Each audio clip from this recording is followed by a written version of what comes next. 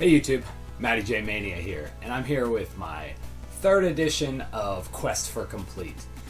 This is my most exciting one to date, basically because I picked up the most amount of rare games I've ever picked up at once, probably ever. So I'm really excited about it. At the start of this video, before I show you anything, I'm currently at 568 games. By the end of it, I will give you the new count. I also want to give a couple shout outs real quick to a couple other YouTubers, friends, acquaintances that are all going for complete collections. We're kind of all doing it together, which is great. I love it. I kind of been talking back and forth with all of these people just about getting the full set. The first person is John from Vintage Game Vikings. He and I have been trading back and forth, which has been great. A couple games I'll show you I got from John. Scott, Grimsy42, he's going for a full set. He's getting pretty close, so I'm getting pretty excited for him. And lastly is Luigi Freakout. Those guys are just like less than 10 games away, which is, you know, I'm going to be there someday. I don't know when, but I'm just super excited for them. So I'll put links to all their channels below, so check out all three of those channels. They're all the nicest guys. They're all great guys, so check them out. Now let's get on with what I got. First batch of games, like always, I'm just going to kind of rifle through them. I'm not really going to stop and talk about them. They're just random games. Some of them are good games. Some of them are definitely good games.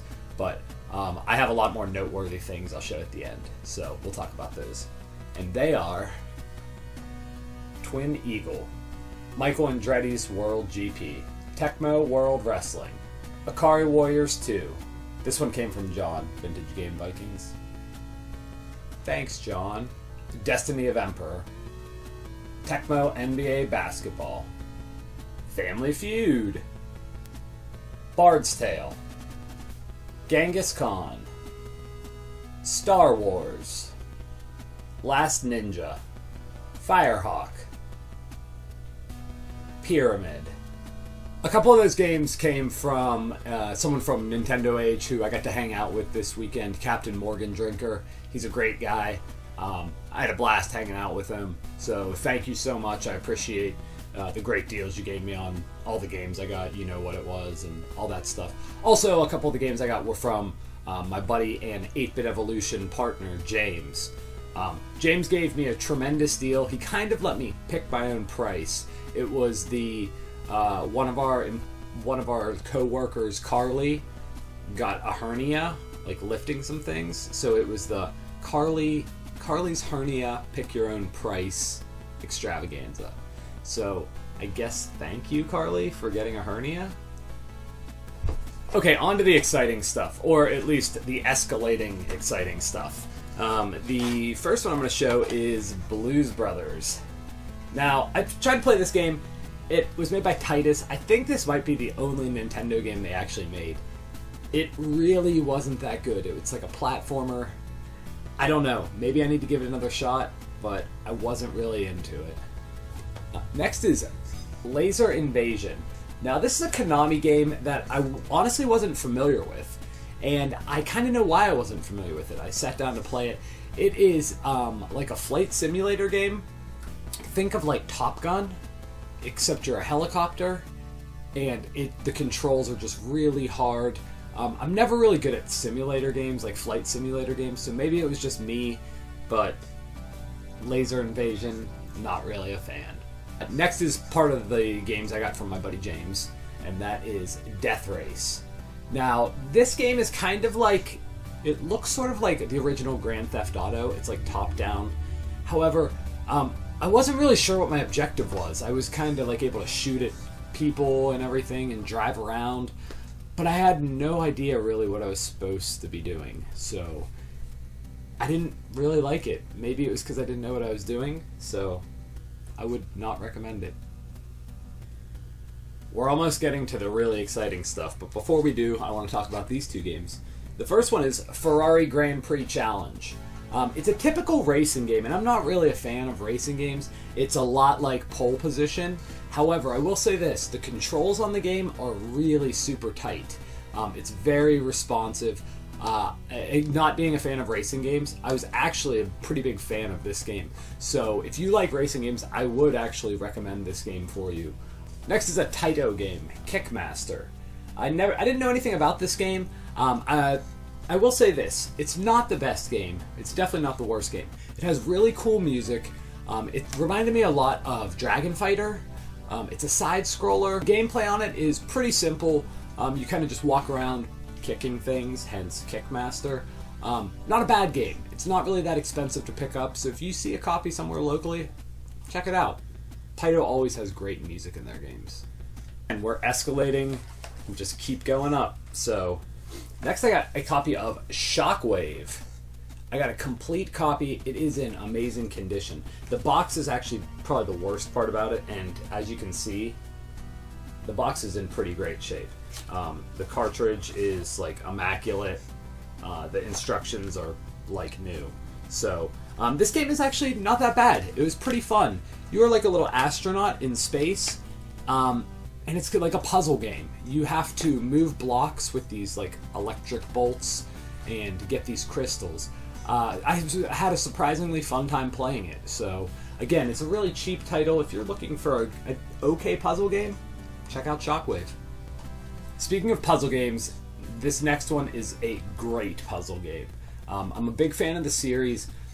They definitely have some unique puzzles in gameplay, and that is Lolo 3. I haven't seen Lolo 3 anywhere priced pretty reasonably in a while, so I was able to get Lolo 3. Coming into the end here. I believe most of these games, except for one, I got at the Korg's Retro Gaming Festival. It was a convention in Columbus, Ohio. It was just a bunch of retro game enthusiasts, collectors. We at 8-Bit Evolution were vending there, and I love vending at conventions because it's like I get to vend, I get to interact with everybody, but I also get to go around and just scoop up all kind of great games, and that's essentially what I did. Here's what I got. Tag and Dragon Bunch Games. Now, this game's a little weird. It's definitely not good. It's kind of like a puzzle-ish game. You're a dragon and you follow around other dragons, sort of like Pac-Man, where you have to bite the other dragon's tail and then eat that dragon, but they can turn around and chase after you. So it's like a game of cat and mouse, except you're dragons trying to eat each other's tails. Definitely an unusual concept for a game. I really didn't have that much fun playing it. I know it's really pretty uncommon, so I was happy to get it though. Next two games I'm going to show were pretty much at the top of my want list. They were like number 2 and 3 of the licensed Nintendo games that I really want. I'm still looking for Power Blade 2. That's like number 1 on my hit list. But coming in at number 2 and 3 were Cowboy Kid and The Jetsons. I'll talk about Cowboy Kid for a little while. This game was a lot of fun. It reminded me a lot of the Super Nintendo game Mystical Ninja, if you've ever played that game. It's pretty much like the same exact gameplay, except you're a cowboy.